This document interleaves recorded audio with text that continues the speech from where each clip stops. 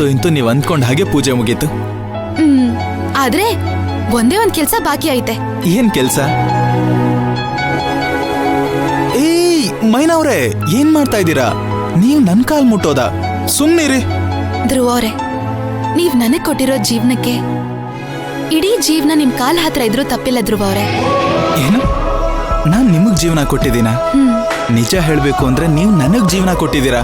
ಅದಕ್ ನಾನೇ ನಿಮ್ ಕಾಲಿಗೆ ಬೀಳ್ಬೇಕು. ಧ್ರುವ ಅವ್ರೆ, ಏನ್ ಮಾಡ್ತಿದ್ದೀರಾ ನೀವು? ಹೀಗೆಲ್ಲ ಮಾಡ್ಬೇಡಿ. ಯಾಕೆ ಮಾಡ್ಬಾರ್ದು? ಇದ್ರಲ್ಲೂ ನ್ಯಾಯ ಇದೆ. ನ್ಯಾಯ ಐತೆ.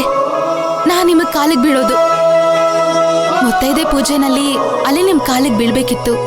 ಆದ್ರೆ ಅಲ್ಲ ಆಶೀರ್ವಾದ ತಗೊಳಕ್ ಆಗಿಲ್ಲ ಅಲ್ವಾ? ಅದಕ್ಕೆ ಇಲ್ಲ ಆಶೀರ್ವಾದ ಕೇಳ್ತಿದ್ದೀನಿ. ನಂಗೆ ಆಶೀರ್ವಾದ ಮಾಡಿ. ನೋಡಿ, ಯಾರು ಯಾರ ಕಾಲ್ಗೂ ಬೀಳೋದ್ ಬೇಕಾಗಿಲ್ಲ. ನಾನು ನೀವು ಇಬ್ರು ಒಂದೇ.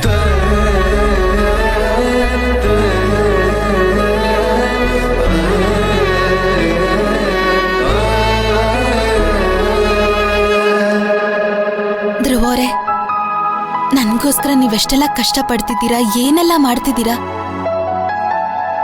ಆದ್ರೆ ಒಂದೊಂದ್ಸಲಿ ನನ್ಗೆ ಅನ್ಸತ್ತೆ ನಾನ್ ನಿಮ್ ಹೆಂಡತಿ ಆಗಿರೋದಕ್ಕೆ ಯೋಗ್ಯಳ. ಯೋಗ್ಯತೆ ಬಗ್ಗೆ ಎಲ್ಲ ಮಾತಾಡ್ಬೇಡಿ. ಪ್ರೀತಿ ಪಡ್ಕೋಬೇಕು ಅಂದ್ರೆ ಯೋಗ್ಯರಾಗಿರ್ಬೇಕಂತೆ. ನನ್ಗೂ ಪ್ರೀತಿ ಸಿಕ್ಕಿದೆ, ನಿಮ್ಗೂ ಪ್ರೀತಿ ಸಿಕ್ಕಿದೆ. ನಾವಿಬ್ರು ಯೋಗ್ಯರೇ. ಆದ್ರೆ ಬೇರೆಯವ್ರು ಎಲ್ರು ನನ್ ಬಗ್ಗೆ ಕೇವಲವಾಗಿ ಮಾತಾಡ್ತಿರೋದು ನೀವ್ ಕೇಳಿಸ್ಕೋಬೇಕಾಗ್ತಿದೆ ಅಲ್ವಾ? ಅದೇ ಬೇಜಾರಾಗ್ತಿರೋದು. ಮೈನಾ ಅವ್ರೆ, ನಿಮ್ಗೊಂದ್ ವಿಷಯ ಹೇಳ್ತೀನಿ, ಗಮನ ಇಟ್ಟು ಕೇಳಿಸ್ಕೊಳ್ಳಿ. ನಿಮ್ ಬಗ್ಗೆ ಗೊತ್ತಿಲ್ಲದೆ ಇರೋರು 1000 ಮಾತಾಡ್ಲಿ, ಅದ್ರ ಬಗ್ಗೆ ನೀವ್ ತಲೆ ಕೆಡ್ಸ್ಕೋಬೇಡಿ. ಆದ್ರೆ ನನಗ್ ಗೊತ್ತಿದೆ, ನಿಮ್ಮನ್ನ ಕರೆಕ್ಟಾಗಿ ಅರ್ಥ ಮಾಡ್ಕೊಂಡಿರೋರು ನಿಮ್ ಬಗ್ಗೆ ಒಂದು ತಪ್ಪು ಮಾತಾಡಲ್ಲ. ಅವ್ರು ಯಾವತ್ತಿದ್ರು ನಿಮ್ ಬಗ್ಗೆ ಚೆನ್ನಾಗೇ ಮಾತಾಡ್ತಾರೆ. ಎಲ್ರೂ ಮಾತಾಡೋದಕ್ಕೂ ಅತ್ತೆ ಮಾತಾಡೋದಕ್ಕೂ ವ್ಯತ್ಯಾಸ ಆಯ್ತಲ್ವಾ? ಅತ್ತೆ ಯಾವಾಗ ನನ್ನನ್ನು ಅರ್ಥ ಮಾಡ್ಕೋತಾರ ಗೊತ್ತಾಯ್ತಿಲ್ಲ. ಅವರು ನನ್ ಬಗ್ಗೆ ಹಾಗೆ ಮಾತಾಡ್ತಾರಲ್ಲ. ನಿಮ್ ಜಾಗದಲ್ಲಿ ನಿಂತ್ಕೊಂಡು ನಿಮ್ ಪರಿಸ್ಥಿತಿ ಬಗ್ಗೆ ಯೋಚನೆ ಮಾಡೋರು ಯಾವತ್ತೂ ನಿಮ್ ಬಗ್ಗೆ ಕೆಟ್ಟಾಗಿ ಮಾತಾಡಲ್ಲ. ಆದ್ರೆ ನಮ್ಮಮ್ಮ ನಿಮ್ ಜಾಗದಲ್ಲಿ ನಿಂತ್ಕೊಂಡು ಯೋಚನೆ ಮಾಡ್ತಾನೆ ಇಲ್ಲ.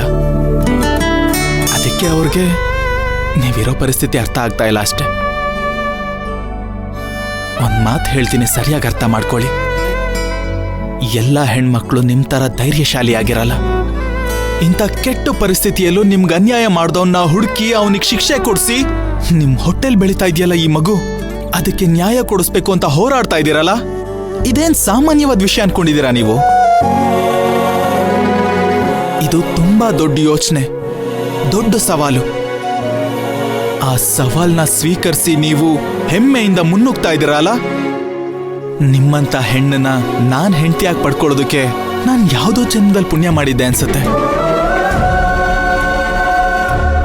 ನೋಡಿ, ಅಮ್ಮ ಕೆಟ್ಟವರಲ್ಲ, ಪರಿಸ್ಥಿತಿ ಕೆಟ್ಟದು.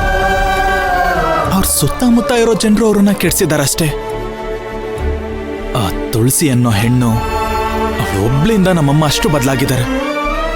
ಆದ್ರೆ ಒಂದು ಗ್ಯಾರಂಟಿ ಕೊಡ್ತೀನಿ, ಕೇಳಿಸ್ಕೊಳ್ಳಿ. ಒಂದಲ್ಲ ಒಂದಿನ ನಮ್ಮಮ್ಮ ನಿಮ್ ಮುಂದೆ ನಿಂತ್ಕೊಂಡು ಅವ್ರು ನಡ್ಕೊಂಡಿರೋ ರೀತಿಗೆಲ್ಲ ಕ್ಷಮೆ ಕೇಳಿ ನಿಮ್ಮನ್ನ ಸೊಸೆಯಾಗಿ ಸ್ವೀಕರಿಸ್ತಾರೆ. ಆ ಥರ ಅವ್ರು ಮಾಡ್ಲಿಲ್ಲ ಅಂದ್ರೆ ನಾನು ಹೆಸರು ಬದಲಾಯಿಸ್ಕೋತೀನಿ. ಇಲ್ಲ ಧ್ರುವ ಅವ್ರೆ, ಅವರು ನನ್ನ ಅವ್ರ ಸೊಸೆ ಅಂತ ಒಪ್ಕೊಂಡ್ಬಿಟ್ರೆ ಅಷ್ಟೇ ಸಾಕು.